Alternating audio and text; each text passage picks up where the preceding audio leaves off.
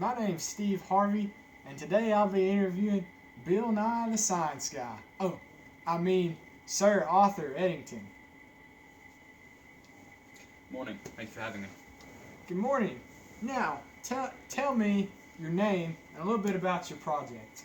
My name is Sir Arthur Eddington, and I led an experiment to determine if the gravitational fields had an effect on light waves. And it was in order to test Einstein's theory, which was relatively new at the time, no pun intended. However, since there is not enough mass on Earth in order to determine it, because you had to have because it simply wasn't massive enough in order to bend light, we had to use the sun in order to test this theory. And so we decided to observe the light from that Hyades star cluster as it passed by the sun during an eclipse. We had to do it during an eclipse in order to not have the light from the sun interfere with our data. So, and if the true position, which I measured several months earlier, was different from the position we got during the eclipse, that proved Einstein's theory. Interesting. Now tell me, what exactly were you guys trying to find here when you did this experiment? Well, we were trying to determine if Einstein's theory of relativity was true. And what this theory states is that if you have a large enough gravitational field, it'll actually bend light waves.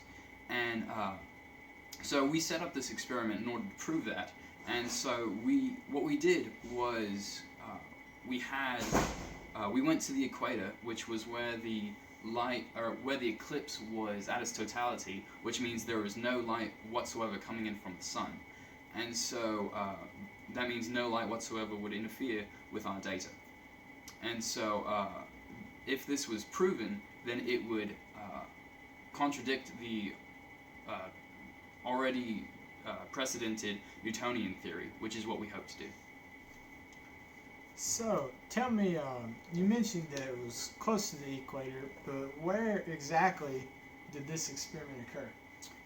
Well, in order to get the most accurate data, we had to go to, as I said before, where the eclipse completely covered the Earth, and so you couldn't see any light whatsoever, so it wouldn't interfere. So we actually had two teams sent. One was led by myself, which was to Principe in Guinea, off the coast of West Africa, and the other was in Sobral, just north of Brazil. And we did that in order to get two different sets of data, in order to get a better, just make sure we were accurate. Okay, and you already mentioned some of your teammates, but we'll get back to that in a minute. What other significant events were happening around the world at the time? Well, the most important event was the Great War, which had just ended. And this was extremely significant in our research because it essentially put all scientific research on hold. Because during the war, everything that was used for, essentially all the resources of the country were put into the war effort. And so we weren't able to have any research done. That's why Einstein's theory was actually presented 4 years ago, but we didn't have the opportunity to do so until now. And some other things that were going on was the League of Nations was just established earlier, a few months ago, and Gandhi had begun his passive rebellion in March against the Rowlatt Act. And on May this year, the Turkish War of Independence had just begun. So, earlier you mentioned one of your teammates, but who else was involved in this project? Well, the most influential person in this, obviously, was Albert Einstein, because it was his theory that we were testing. And another person that was extremely significant in our research was Sir Frank Dyson, because he was the man that actually came up with the experiment and proposed to me the experiment and how to essentially test Einstein's theory. And another man that was extremely significant was Andrew Crommelin, who led the other team to Brazil. So you've talked very highly about your teammates. Now tell me, what was your specific role in this project? My main role was essentially I was the idea man.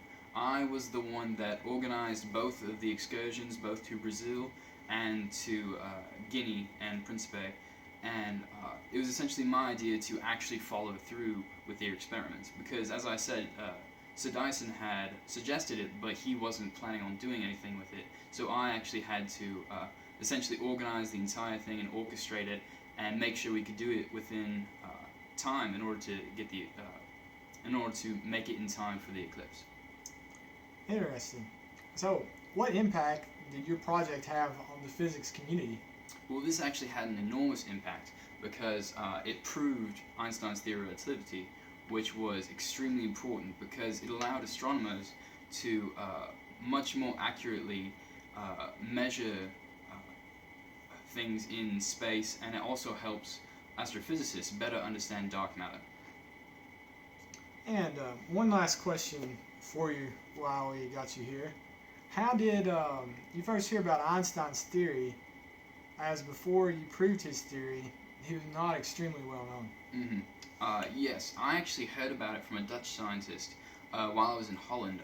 His name was William de Sitter, and I was very intrigued by this theory because, as I said, before Einstein's theory, the only thing that existed about relativity was the Newtonian theory, and that didn't explain everything there was in astronomy. And so I was very intrigued about this theory, and I really wanted to test it in order to hopefully explain many things that were left unanswered in astrophysics. Perfect. Well, thank you for coming out, and have a good flight back to England. Thank you.